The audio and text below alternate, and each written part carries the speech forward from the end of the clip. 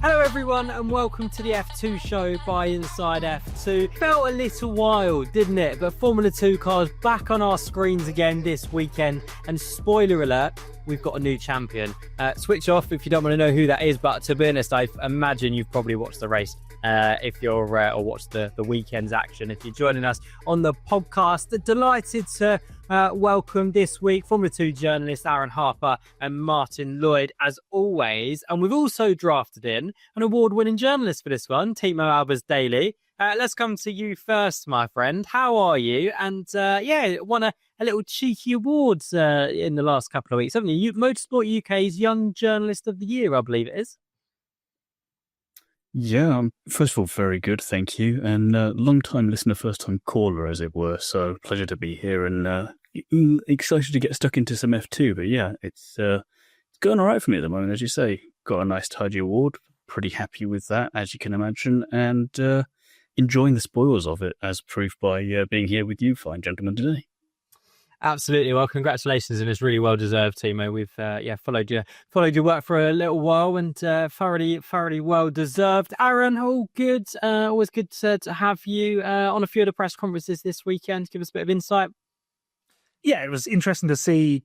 We did get to speak to Ollie Goethe before he lost his pole position, and it was so nice to see a smile on his face, because I remember speaking to him at Silverstone and he was just lamenting how bad qualifying had been for him and it wasn't setting up his race weekends. Things still didn't quite go his way this weekend, but it was really nice to see a smile on his face for once this season, and he fully deserved it because he was cracking. Yeah, we'll get into that a little bit more shortly. Martin, it's just nice to have cars back on track, to be honest with you, wouldn't it? Or Formula 2 cars, obviously. It feels like it's been forever since back, wouldn't it? Yeah, it feels, and you can understand how it happens because it's the calendar arrangements that F2 come to every year, and this is the way it is. But it feels like there's now a kind of traditional 2-month break between Baku and Losail. It's good for me. It means I can get the busiest uni period out of the way without thinking about press conferences of a weekend. So it gives me a bit of extra time, but I'd much prefer to have a few extra races in there if that was possible. Yeah, for sure. I think a lot of people wouldn't mind a little trip to Qatar, for example, or to Sao Paulo. Yeah, absolutely, to fill that gap. But that is a whole new podcast, which we won't go into today. We're going to be talking about Victor Martins finally returning to winning ways. We're going to be talking about Richard Verschoor as well, becoming the most successful driver in the series, joint most successful. We'll get onto that in a little bit as well. We're also going to be reviewing the debuts of two drivers this weekend. But first of all, we cannot start anywhere else other than Leonardo Fornaroli, the 2025 Formula 2 champion, joining a very illustrious group of drivers: Charles Leclerc, George Russell, Oscar Piastri, and Gabby Bortoleto in becoming back-to-back Formula 3, Formula 2 champions.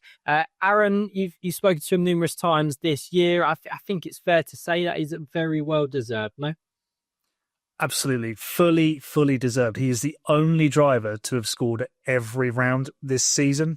So look, this weekend is just sort of a snapshot of why he's become world champion. I don't say world champion. They do go across enough continents to be world championship now. Yeah, it's technically a world championship. Yeah, he's become champion through his sheer consistency, and he has not relented on the point scoring. He's always been somewhere near the front, but his rivals, you look at Crawford, Verschoor, Browning, and Dunn, they've all had weekends where they've basically been unbeatable, but they've all also had weekends where they've been invisible.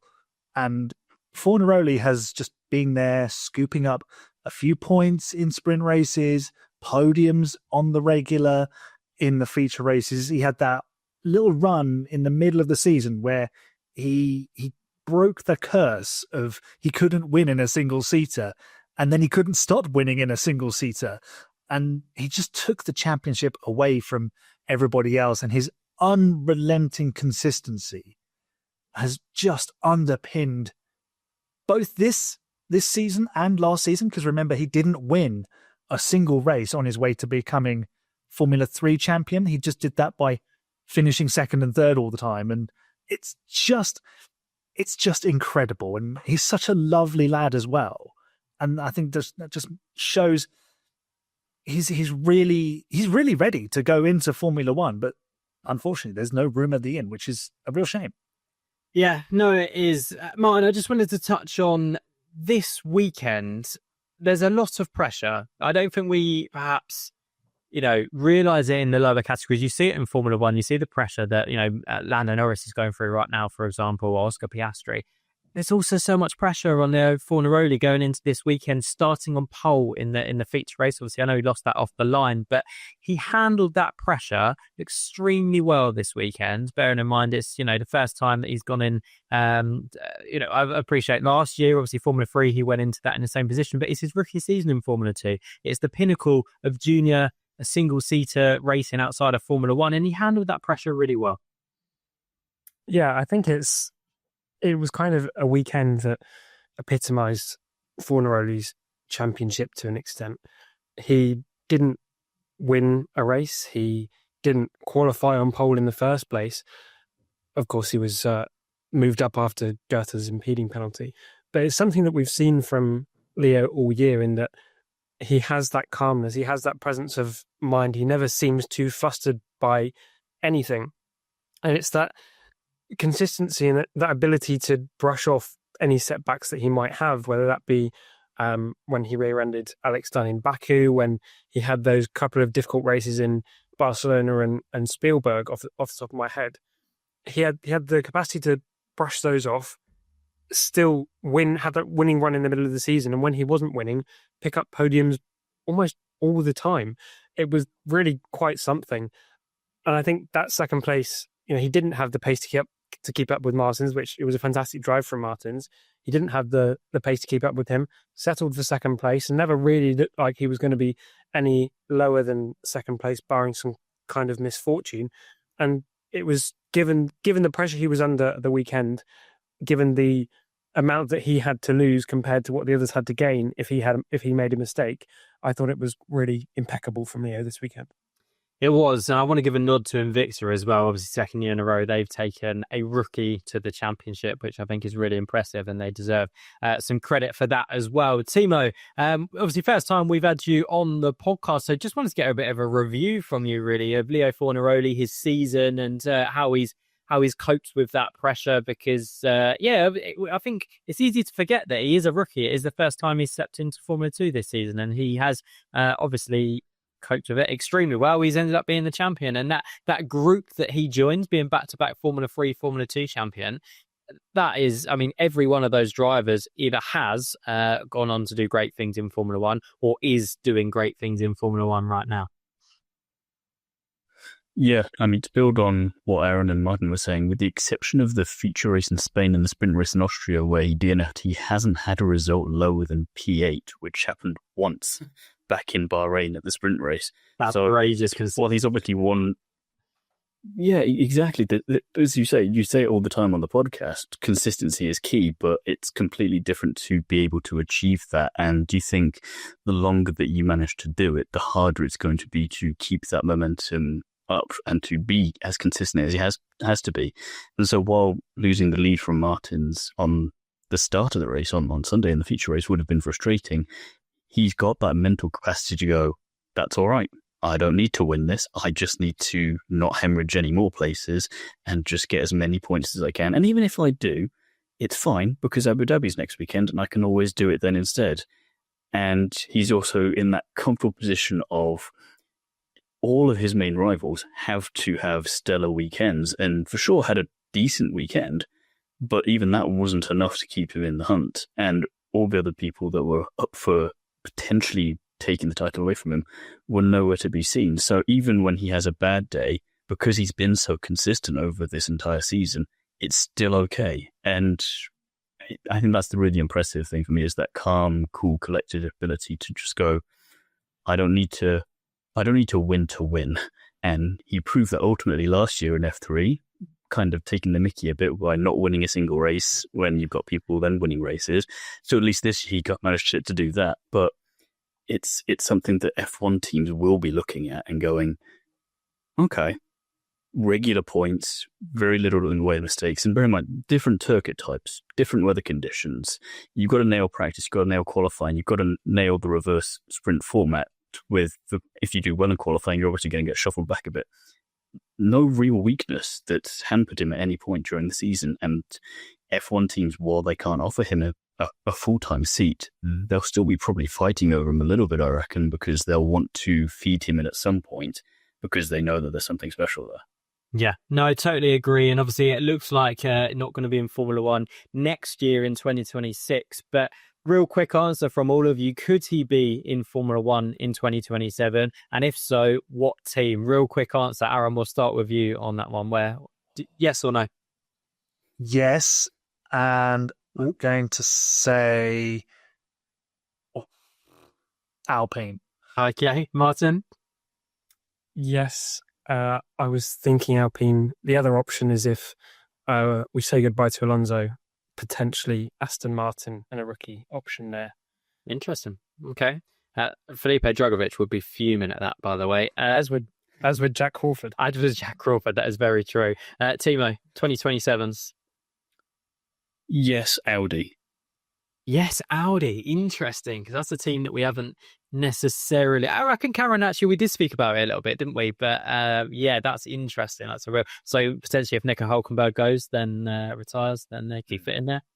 Yeah, I think Freddie Slater might have something to say about that. But that is a whole new conversation for another day. I want to talk about Victor Martins, feature race winner for the first time this season, and yeah, Aaron, it was a good drive from Victor Martins. Obviously got away well. It sounds like Leo Fornaroli and Invicta went a bit safe on the clutch in order for him to get away to make sure he doesn't jeopardise that shot at the championship. But let's not take that away from Victor Martins. Great start, great launch off the line and controlled it from the front, didn't he? Absolutely. This is the sort of performance we've been kind of expecting from ART and Victor Martins. It's not a question of they've not had the pace, because he's been qualifying towards the front on a regularly enough basis to be a contender in the championship. They've just, in the early parts of the season, they just had zero race pace. They could not sustain that speed over more than a lap, it seemed. But they've worked really hard to get on top of those issues. And we've seen those results coming for Victor. And it's such a shame, because he has shown he has the inherent speed to go and win this championship with ease.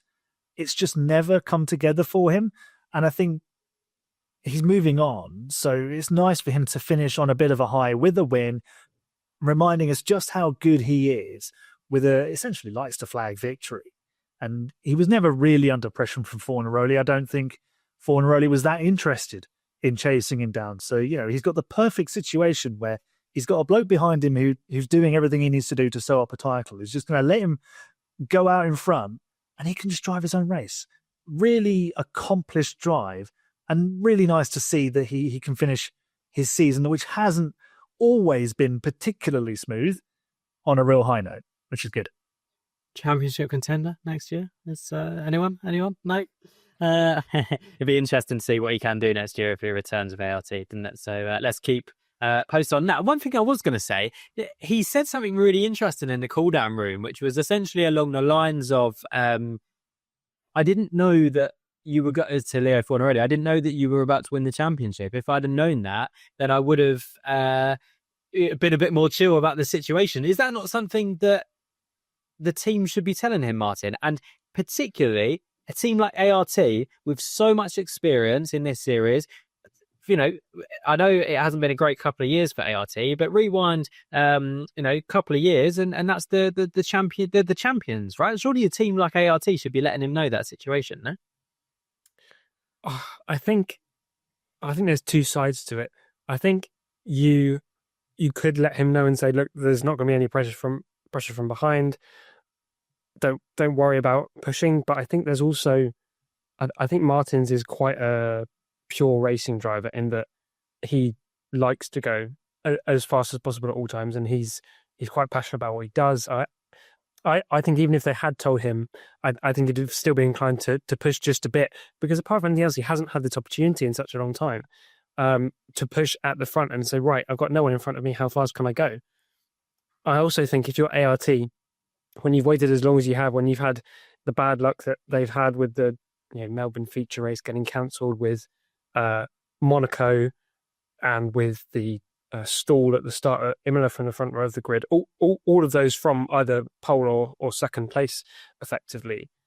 I don't think you disrupt Victor Martins in that situation. I think you say, look, we could tell him, but actually, let's just leave him to his own devices, get into the end of this race, and don't disrupt him. Keep him in the flow, because the last thing you want to do is almost relax him too much, or try to relax him, or interrupt his rhythm, and make him make a mistake.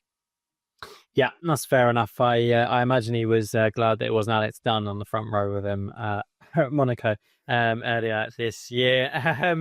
Timo, word on Victor Martins, and also wanted to move on to the championship contenders. It wasn't a great weekend Alex Dunn, it was a good weekend for him. I think he was in the hunt all weekend, probably the outsider in terms of the championship. But you look at Jack Crawford, closest contender, not a good qualifying for him, kind of ruined his chances this weekend. Also Luke Browning, same applies. Richard Verschoor obviously won the sprint race on Saturday, but not at the sharp end when it comes to the big points on Sunday, which in a weird way they've almost gifted Leo Fornaroli an easier weekend than perhaps he would have anticipated coming into the weekend. No? Yeah, I think you're saying about Dunn in particular, he had a good weekend, but he was the outsider of the main title contenders anyway, so even a good weekend for him wasn't going to be good enough. He needed a great weekend, and all the other title contenders up to that point would have wanted the weekend that he was having, because it would have maybe been enough to take it to Abu Dhabi then. For sure, I think he had a better weekend than we may be expecting to. Obviously, sprint win helped a lot. Pretty good re-overtake on Dirksen after losing it at the start, but that side of the track just seems better off the start at the beginning. But yeah, just not where you'd expect the rest of them. In Browning, we talk about him in such high regards normally, and when it came to crunch time, just nowhere to be seen. I mean, he was battling, who was it, Miata in the feature race, I think it was, and it takes him a good bit of time to get past him, and then you go, hey, P17, that isn't quite what we were hoping for him, and you're thinking, yeah, you kind of need to do what Lindblad's been able to do and get from P17, I think it was up to P4, and okay, yeah, that then could have been an even better result for him, but it's drivers having great weekends that don't need it as much as these title contenders do, because they're title contenders for a reason. They managed to get themselves into this position. But then when it comes to crunch time, it's kind of spread all the goodwill between them. And instead of, let's just focus on one driver, instead maybe give them all the good luck that they need so we can take this down to Abu Dhabi. And instead we've kind of got a bit of left, right, and all over the place. And Fornaroli's definitely not complaining. And I don't think any of them would necessarily beat him in any way come to Abu Dhabi. But they'll all be looking back at Qatar and going, we all messed up somewhere and we need to take some notes if we want to stop that from happening again. I think with Luke, that's a really good point, because it's been almost his weak point all year. Qualifying 12th, qualifying again a couple of times this season, qualifying outside the top 10. But a lot of those times, say Silverstone or Spa, I think you can come through as overtaking opportunities. It was a real characteristic of the track this weekend that, in Formula 2 and Formula 1, obviously, that it's really difficult to overtake at Qatar. There is the DRS straight, but it's not really that conducive to overtaking unless you've got a really big pace advantage over the car in front. And I think it almost undid Browning in a way that it hasn't undone him before, because overtaking and racecraft seems to me to be his massive strength. And Qatar was almost, outside of Monaco, the track that you really don't want to qualify poorly at. And I was really hoping, to be honest, we were going to have all 5 championship contenders in the top 10. I was hoping, perhaps we'd have a couple close together on different strategies, and it just didn't quite work out that way. It was maybe threatening to be more interesting with Dino on the alternate strategy, putting in some incredible lap times, and then Oliver Goethe suffered that very unfortunate mechanical failure. The safety car came out, and it was difficult, I think, for those on the alternate strategy to decide whether to come in and really nurture some soft tyres or to stay out and hope maybe there might be another safety car. Yeah, I mean, as I was going to talk to you about that, because I feel like have high tech cost Dino Beganovic a potential podium there by leaving him out. We obviously saw safety car came out, not great timing, for the runners on the alternative strategy, probably a little bit too soon, wasn't it? But high tech decided to stay out with Beganovic and Browning. Obviously, Beganovic's tyres were still good enough. He was running about 7/10 quicker than the Victor Martins on the normal strategy, if you like. Lindblad, who was running behind both of the high techs, decided to box, came out, finishes 4th in the race. Gamble paid off, tyres lasted. Beganovic and Browning down in 9th and 10th. Didn't quite pay off for them either, did it? No, I mean, sometimes with a safety car, you have to sort of go all in and take a risk, and that's what Campos did. They put the soft tyre onto Arvid Lindblad and took a risk. The safety car came on lap 16, so there's still like half the race to do on that soft tyre, and it's a punishing circuit. So you're either hoping for another safety car to go and get another set of soft tyres, having made up some ground, or you're sort of hoping that you can nurture them to the end and get track position, and that's what Arvid Lindblad did. But I kind of think that given Beganovic's pace while he was in the lead, High Tech thought, okay, if you can get them up to speed again, there's a couple of slower drivers behind him. I think it was John Bennett and I think it was Lawrence Van Hoopen, who were 3rd and 4th, and they did not have anywhere near the pace that Dino Beganovic had. And I was thinking maybe they're banking on building a nice big gap and then pitting, okay, maybe coming out just behind a few people on the soft tyre and steaming back through. But overtaking was so difficult. And that's why I think part of their strategy was to make this massive offset, pull out a gap, and then try and pick them off on the fresher tyre. It just didn't work out like that. Some you win, some you lose. For Dino, it was one of those, you throw a Hail Mary, and either one would have been a Hail Mary. He just chose the wrong one here in the thing. It's just, that's racing, unfortunately. And it doesn't take away from the fact that his pace was very, very strong. And he was strong there last year. So it's obviously a track he likes to race at. He'll be wishing we could race there every week. Absolutely. And I think he will want a good weekend in Abu Dhabi to end the season well and gain a bit of momentum going into 2026, where I imagine he's probably thinking he can win the title in that dam. So let's keep an eye on that one. Martin, good result for Arvid Lindblad though, who did make that strategy work. And obviously Campos, not the best qualifying, but he made up for it in the race, man. Yeah, it was interesting in that he was able to make that strategy work where others weren't necessarily. There was the bit of drama after the race where Leo was having all of his championship celebrations, hoisting the Italian flag, taking all the pictures with his Invicta team, and there were starting to be some whispers on a journalist's media chat that, hang on, if Arvid gets this penalty for a safety car infringement that is under investigation for, is Verschoor going to move up a place and then back in 1 point's worth of mathematical contention, and Leo suddenly isn't the mathematical champion. And I think that was added to because, it's a safety car infringement, which usually you think that's going to be a slam dunk penalty. It wasn't. In the end, he was cleared for going too slowly on the safety car because it was just a miscommunication between himself and Campos. And I think it was a really good drive. I think Lindblad, he's not always had the race-winning pace that I think Red Bull and Campos might have wanted from him this year. I think there were perhaps expectations, given his reputation, that he could maybe do something similar to Isaac Hadjar, or certainly not do similar to Hadjar, at least be up there more often. But he's had quite a few. I think he had one in Baku. He's had quite a few of those drives where he comes through the field. And I think what's especially impressive from him is after a really difficult weekend at Monza with the collision with Alex Dunn, he's really picked himself up and he's had a few good results. It might not be quite where he'd have wanted to finish in the championship at the start of the season, but it's a good platform for him to build from wherever he ends up next year. Yeah. No, definitely, exactly that. It's there was a point where I actually thought Sebastian Montoya was going to end up on the podium from way down, because he was, I think he was running a net.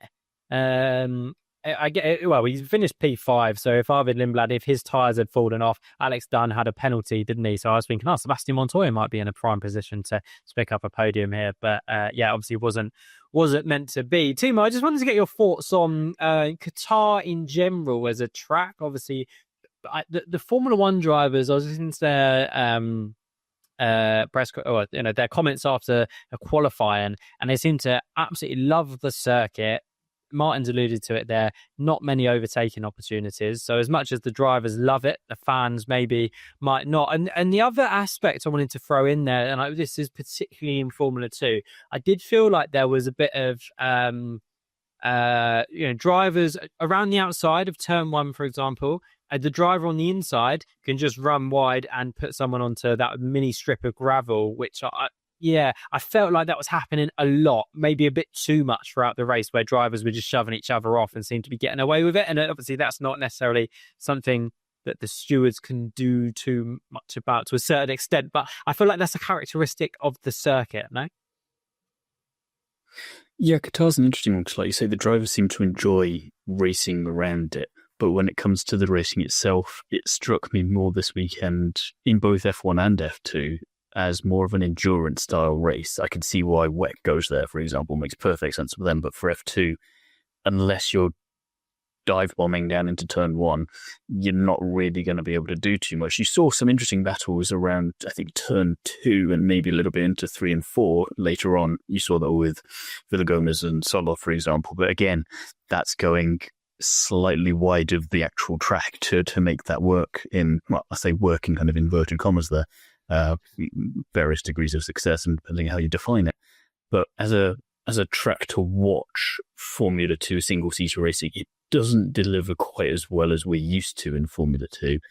I think my test to see if that's the track's problem or if it's the series problem is to stick Formula 3 in there, because I've been to very few tracks where Formula 3 hasn't been successful and has promoted to overtaking in all kinds of areas of a track that you didn't think was possible.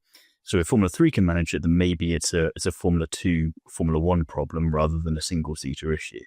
But yeah, that turn 1 in particular with the pushing drivers out, it's the whole thing of it's not allowed. It's just maybe not within the spirit of how you would go racing a lot of the time. I think the most glaring example of definitely not being within the spirit of that was the 2 Trident cars when that decided to essentially take his teammate out halfway through that race. And I thought that's maybe a little too obvious in how you've handled that one and what your idea was there. But the rest of the time it was, you could argue, well, it's just the natural flow of the circuit, of the corner. That's just what's going to happen. You can always try and switch back and try and get me on the outside of turn 2. But yeah, I think it's a little bit like, I think turn 4 is in Bahrain, where you're going to be able to try and push them out to the outside if they're trying that sort of thing. And I think the key thing is if you flipped the positions for the drivers, the driver who'd be on the outside originally would do exactly the same thing. Yeah. So I'm not sure what you do about that. I think Mark Webber's solution for Bahrain, when that was brought up a few years ago, was just to build a brick wall there. So that's maybe the solution. If not that, I think you're just going to have to put up with it, unfortunately. Yeah, I'm not sure to say. A couple of things to add on that. Sorry, Fraser. A couple of things to add on that. I did ask the top 3 in the sprint race about driving the Qatar circuit and the challenge of following another car. They all said it's amazing to drive when you're all on your own, clear air. It's fantastic. But as soon as you're behind another car, it's an absolute nightmare and you can't make any progress. And on the forcing drivers wide, it's just those silly guidelines of where's your front wheels and are they next to the wing mirror? And it's just stupid. Like it's not, all these drivers are fully capable of staying on the track and racing each other hard. They don't need to resort to forcing each other onto the gravel. And you saw what happened in the sprint race. Villagomez and Solov, they both gave as good as they got. And Villagomez came out on top. So, and the stewards let it all go. It's like, yeah, fine. Let's just crack on. Yeah. It reminds me of Suzuka in a way. Except at Suzuka, they're isn't really that overtaking opportunity in F1 these days with how the cars are. Whereas at Qatar, there is just about an opportunity. And so there's the desperation there. But in terms of the track, it seemed, I think if it was in Japan, people would be talking about how good the track is a lot more, because it seems to be a real driver's track that the drivers enjoy. Just the overtaking opportunities really aren't there, just like Suzuka. Yeah, it's a shame, isn't it? It is a shame, but yeah, let's see how things go next year. Our time has got away from us already. We're already at half an hour. It goes so quick. I just wanted to touch, Aaron, just quickly on Richard Verschoor. 8 wins in Formula 2 now. That's a joint record with Charles Leclerc, Nick De Vries, Felipe Drugovich. There's a few drivers that are all won 8 races. How big of an achievement is that? I appreciate he's been in Formula 2 for 5 years now, I think it is, isn't it? So, but it's still a great achievement, and he kind of joins those drivers as the joint most successful driver in Formula 2 history, if you put it that way. Some might argue he's actually the most successful driver because of all those wins he lost through Chazy's qualifications, which he did actually mention in the press conference. He was asked about this record, and he said it doesn't mean a huge amount to him because he's been in Formula 2 for so long. But obviously, he's proud that he's won so many races, and that's obviously speaks for itself. You've still got to go out and deliver. However long you've been there, you've still got to put yourself in position, and you've got to get it across the line in first place. So I don't think you can't really say, oh, he's done it over a longer period. But, some drivers matured at different speeds. He didn't necessarily have the right environment. He went to MP Motorsport, and he's got most of his wins this season. So the fact that he's done that, and he won in a Trident, he technically won the Austria feature race in a VAR, didn't he? So before he got thrown out of that one. Along with all the others. Yeah, it's a really nice achievement for Richard Verschoor. I think he's a driver who's gone under the radar a little bit at times, and people haven't quite realised how good he is, but this year he's really shown he is one of the top drivers in this series, and whatever he goes on to do next, he did say he's got himself sorted out. He wouldn't say too much more, but whatever he goes on to do next, I'm sure he'll go and rack up some wins there too. I think he'd be a great WEC driver, wouldn't he? I'd like to see him in WEC. I think that'd be great. Maybe, I don't know, go over to America, for example, potentially go and do what Dennis Hauber's done. I don't know. But yeah, wishing Richard Verschoor obviously the best of luck. There's a lot of drivers going into next weekend in Abu Dhabi where it might be their last time we see him in Formula 2. So yeah, I'm sure they'll be looking to have a good weekend. Just before we sum up then, driver of the weekend, there's a few good drives out there. Obviously, Leo Fornaroli comes away as champion. Richard Verschoor equals the record. Villa Gomez on the podium on Saturday. Victor Martins obviously winning the feature race. So there's a lot of good drives there, to be fair. Timo, come to you first, if that's right. Driver of the weekend for you. You name checked him there. I think, surprisingly, Rafael Villa Gomez. He was in the top 10 in every session across the weekend, aside from, somewhat crucially, the feature race. But then P12, still not too bad for him. And Aaron alluded to it earlier, his little tussle with Solov was just brilliant, because I think Solov, when he was in F3 previously, he got a little bit of a reputation for his aggressive driving, and it calmed down a little bit this year in terms of it was aggressive but measured. But then it seemed that the old Solov was coming out to play in F2, and Rafael was like, I'm not having that, and so gave as good as he got pretty much the next corner. And I was worried that the stewards would intervene. Luckily they didn't, and they just let them get on with some hard fair racing. And between that and just, like I say, getting on the podium, being up in the top 10 and giving Solov that baptism of fire, because Solov, bear in mind, was in P3 at that point, and then all the way down to P10 because he picked a fight with the wrong driver, and it turned out that driver was Villa Gomez. That's why you like Formula 2. It's why you love coming to back and watching it, because every now and again a driver you're not expecting to be up there just has one of those kind of weekends, and weirdly, it's one of his best weekends in the sport. And he had a better weekend than some of the championship contenders. Yeah. No, absolutely. So yeah, he's been on form since probably about halfway through the season. Second half of the season has been really strong with Rafa Villa Gomez. Martin, driver of the weekend for you?